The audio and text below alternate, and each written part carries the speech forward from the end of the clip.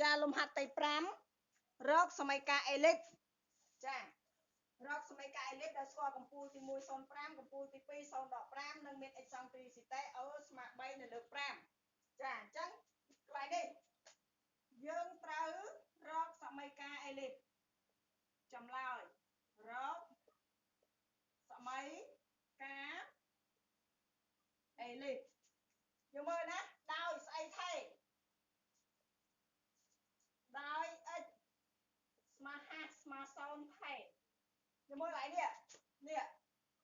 បងណា0ថេអញ្ចឹង y អ្នករត់អញ្ចឹងរត់លើក្រោមអញ្ចឹងដោយ y ស្មើ50ស្មើ0ថេនោះជាអេលីបឈរនោះជាអេលីបឈរ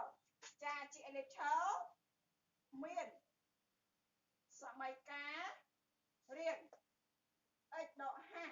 50អូការ៉េនៅលើ b វិញពីព្រោះ a ហើយនឹង b a ធំជាង b អញ្ចឹងបើឈរ a នៅក្រោម y វិញបូក y ដកការអូការ៉េនៅលើ a ការ៉េហើយស្មើ1តោះនេះហ្នឹងចាអញ្ចឹងដើម្បីសរសេរសមីការនឹងបានយើងត្រូវរកត្រូវរកការរក a និងរក b អញ្ចឹងយើងមើលសមត្ថកម្មគេឲ្យអីតើណាគេឲ្យអីសមត្ថកម្មរបស់យើងគេឲ្យស្មើ3នៅលើ5តែគឺស្មើ c នៅលើ a អញ្ចឹងនាំឲ្យ c របស់យើងស្មើបានc នៅ a អញ្ចឹងមានថា c របស់យើងស្មើ3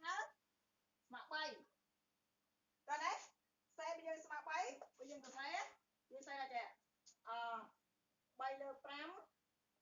ស្មើ c លើ a អញ្ចឹងមានន័យថា c ស្មើ3 a ស្មើ5តោះណាកន្លែងហ្នឹងយើងស្គាល់ a យើងស្គាល់ c អញ្ចឹងតាមតំណាក់តំណងនេះយើងអាចរក b បានអញ្ចឹងហ៎តាមតំណាក់តំណងយើងអាចរក b បានចាប់ចិត្ត e គឺកណ្ដាលកំពូលស្មើ x កំពូលទី1បូក x កំពូលទី2ចែក2មកពីព្រោះចិត្ត e គឺកណ្ដាលកំពូលចាអញ្ចឹងយើងអាចរកបានណាឥឡូវយើងស្គាល់ c ស្គាល់ a ហើយយើងប្រើអាហ្នឹងតាមតំណាក់តំណងទាញរក b សិនមកចាំយើងទៅរកខាសការមកអញ្ចឹងយើងដាក់ថាតាមទំនាក់ទំនង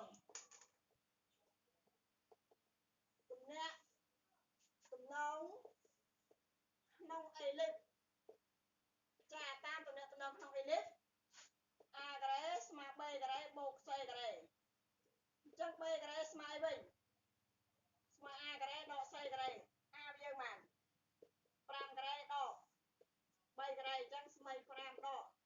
9ស្មើ16 b របស់យើងស្មើ4ចាមួយទៀតយើងស្គាល់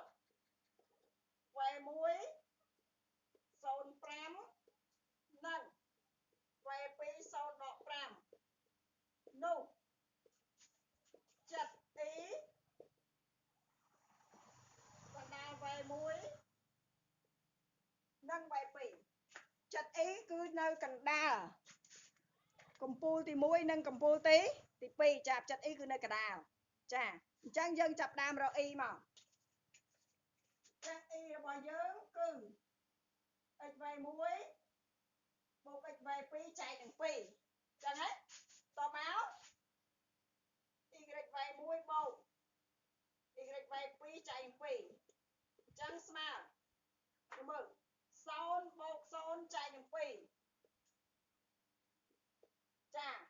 5ដក5ចែកនឹង2អញ្ចឹងស្មើ e របស់យើងនោះគឺ00តោះណា e របស់យើងគឺ00ដោយ e គឺ50ការហើយនឹង e របស់យើងគឺស្មើ00អញ្ចឹងនាំឲ្យ50ស្មើ0ហើយការស្មើ0អញ្ចឹងគេបានសមីការមកគេបានសមីការអេលីបចាគេបានសមីការអេលីបគឺ x ដក50ចឹងគឺ x ដក0អូការ៉េនៅលើ3ការ៉េនៅលើ4ការ៉េបូក y ដក0អូការ៉េនៅលើ